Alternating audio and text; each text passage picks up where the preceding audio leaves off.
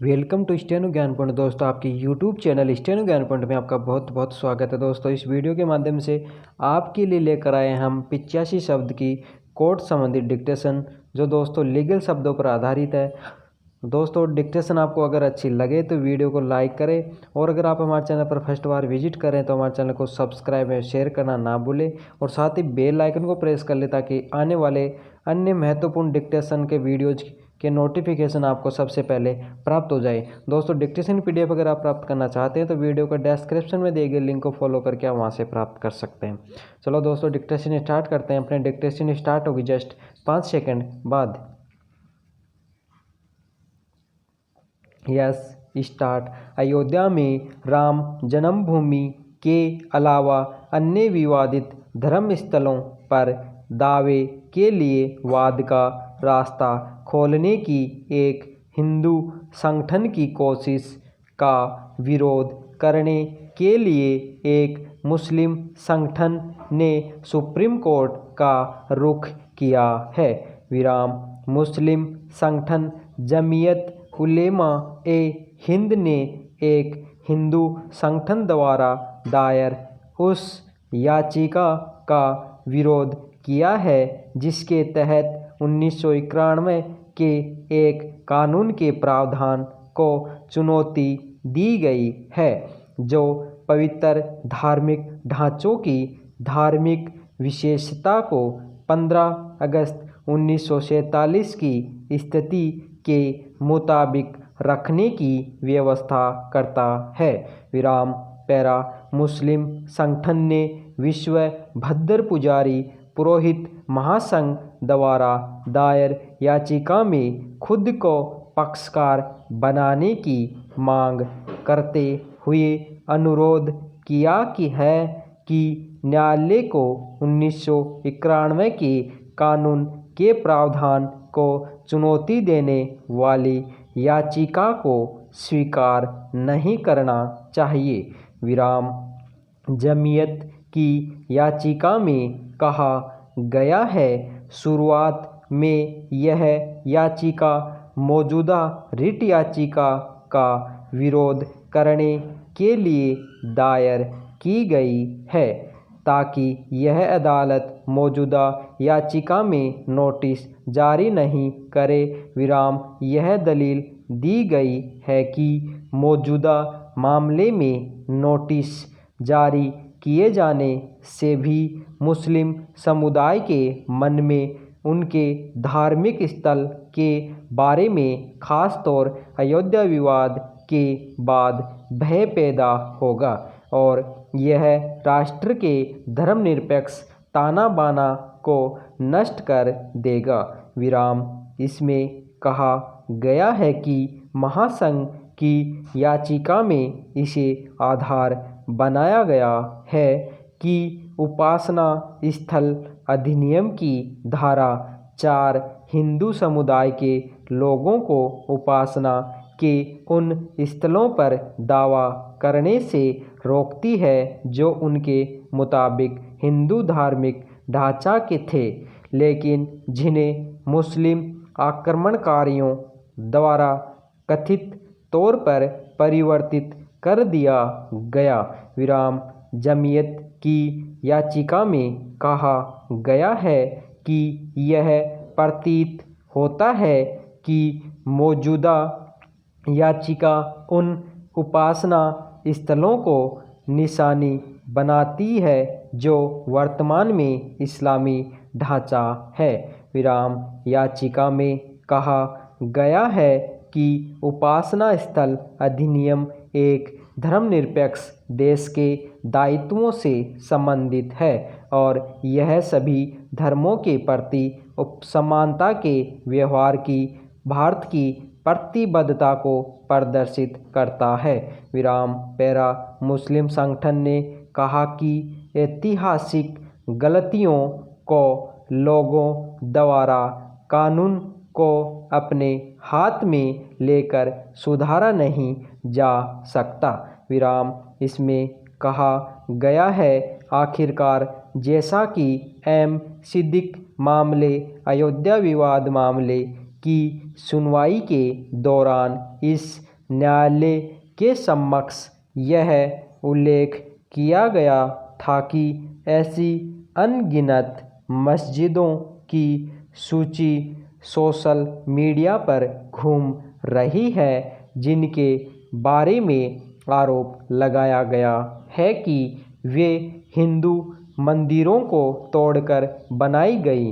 विराम यहाँ यह कहने की ज़रूरत नहीं है कि यदि मौजूदा याचिका पर विचार किया जाता है तो यह देश में अनगिनत मस्जिदों के खिलाफ हजारों वाद का दरवाज़ा खोल देगी और अयोध्या विवाद के बाद जिस धार्मिक विभाजन से देश उबर रहा है वह सिर्फ और चौड़ा ही होगा।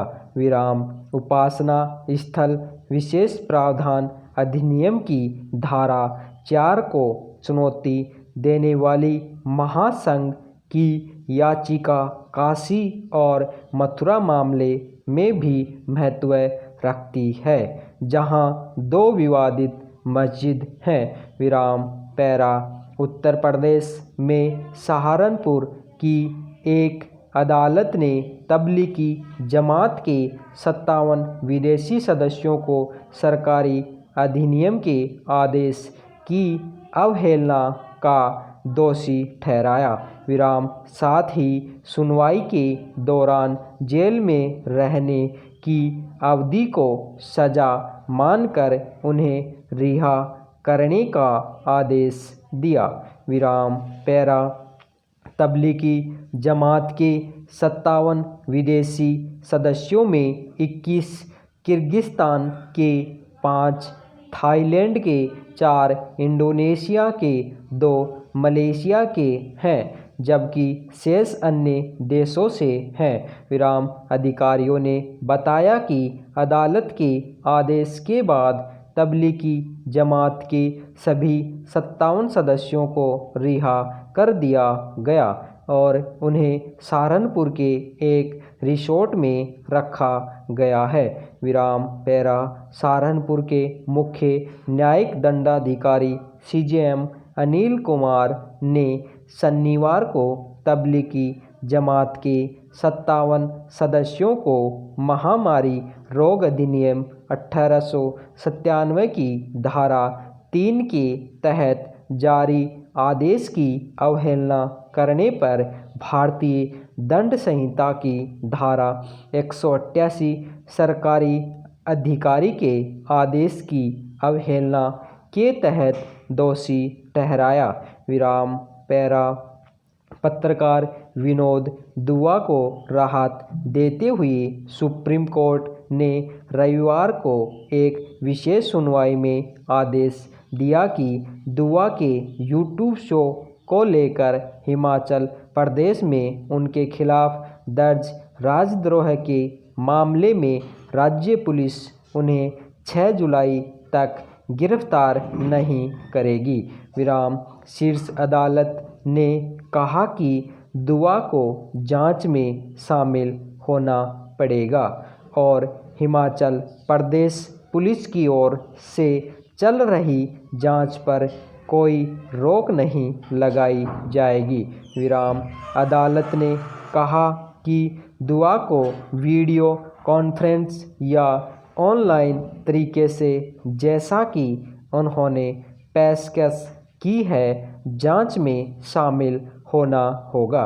विराम पैरा न्यायमूर्ति UU ललित, न्यायमूर्ति MM शांतनगौडर और न्यायमूर्ति विनीत शरण के पीठ ने राजद्रोह के मामले को रद्द करने की मांग वाली दुआ की याचिका पर केंद्र और हिमाचल प्रदेश सरकार को नोटिस भेजे तथा 2 सप्ताह में जवाब देने को कहा और मामले में सुनवाई की अगली तारीख 6 जुलाई को तय की।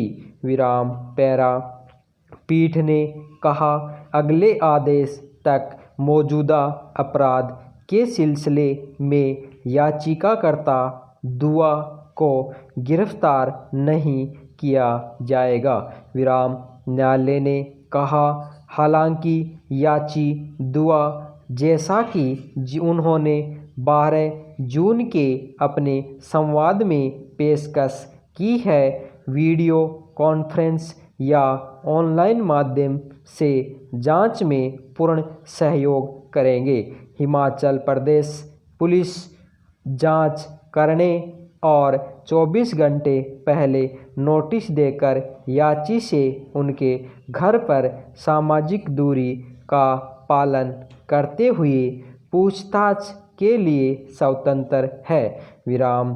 पीठ ने कहा कि संबंधित जांच अधिकारी को अदालत द्वारा खुले रूप से सुनवाई शुरू किए जाने के बाद व्यक्तिगत रूप से पेश होना होगा या फिर अदालत द्वारा वीडियो कॉन्फ्रेंस के जरिए सुनवाई किए जाने के दौरान भी उन्हें उपलब्ध रहना होगा।